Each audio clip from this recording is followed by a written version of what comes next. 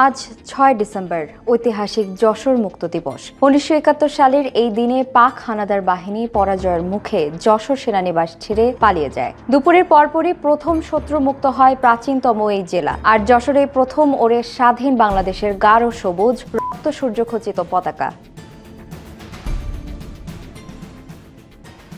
মুক্তিযুদ্ধের সময় মুজিব বাহিনীর উপ অধিনায়ক বীর মুক্তিযোদ্ধা রবিউল আলম জানান, ৩, ৪ ও ৫ ডিসেম্বর যশোর অঞ্চলে হচ্ছিল প্রচণ্ড যুদ্ধ।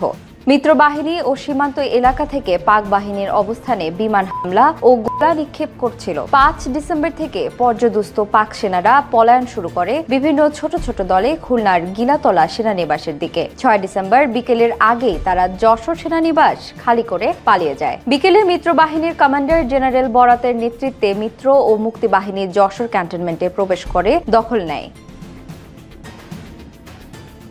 সেনানিবাসে ঢুকে মুক্তিযোদ্ধারা দেখতে পান খাবার টেবিলে এখনো গরম ভাত তরকারি। জীবন বাঁচাতে তড়িঘড়ি করে পালিয়েছিল হানাদার বাহিনী।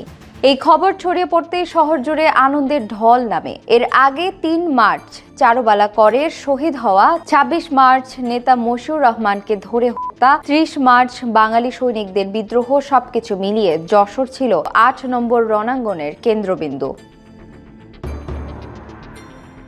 ২০ নভেম্বর থেকে শুরু হয় সম্মিলিত অভিযানের চূড়ান্ত ধাপ। ২২ নভেম্বর রাতেই চৌগাছা পতন হয়। ৫ ও ৬ ডিসেম্বরের তীব্র যুদ্ধ শেষে খুলনার দিকে পালিয়ে যায় পাক বাহিনী, আর মুক্ত হয় যশোর। ঐতিহাসিক এই দিনকে ঘিরে যশোর জেলা প্রশাসন আজ আয়োজন করেছে বিশেষ কর্মসূচি। সকাল ১০টায় টাউন হল ময়দানে উদ্বোধন করেন জেলা প্রশাসক মোহাম্মদ আশেক হাসান।